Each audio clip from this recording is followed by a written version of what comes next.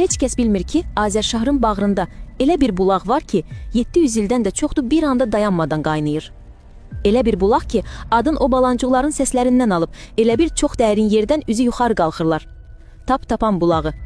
Elə bir su ki, yerin bilinməz dərinliklərindən püskürür. Qazlıdır, mədənidir və təzyiqi də heç vaxt müəyyən qaydada olmur. Araşdırmalar deyir ki, tap-tapanın suyu elə laylardan yuxarı gəlir ki, mənbələri hələ də dəqiq bilinmir. Ona görə də heç bir qrup bu suyun yeraltı əsl yolunu tapıb izləyə bilməyib. Qədimlər bir cümlə deyir bu barədə.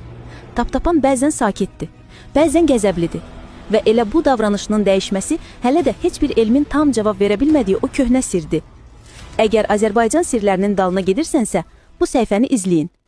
Çoxlarının bilmədiyi bir şey var ki, Mərandində elə bir təpə var ki, deyirlər altında 6000 ildir bir şey gizlədib və kim ki yol salğı üçün yanına yaxınlaşıb, mütləq bir qəribə nişanə görüb. Yaldur ya da Mandaqarana elə bir yerdir ki, yerli cəmaat deyir, gecələr torpağın bağrından səslər gəlir. Elə bil kimsə minillik qatların içində gəzir. Bəzi arxeoloqlar inanır ki, burada qədim bir atəşgah olub, sirli ayinlərin keçirildiyi, içində qəribə bir enerjinin dolaşdığı bir məkan. Heç kim dəqiq bilmir altında nə var. Bircə şeyi bilirlər. Hər dəfə təpənin bir hissəsi uçub töküləndə altından yeni bir quruluş çıxıb. Elə bir şey ki, heç bir başqa qədim abidəyə oxşamır.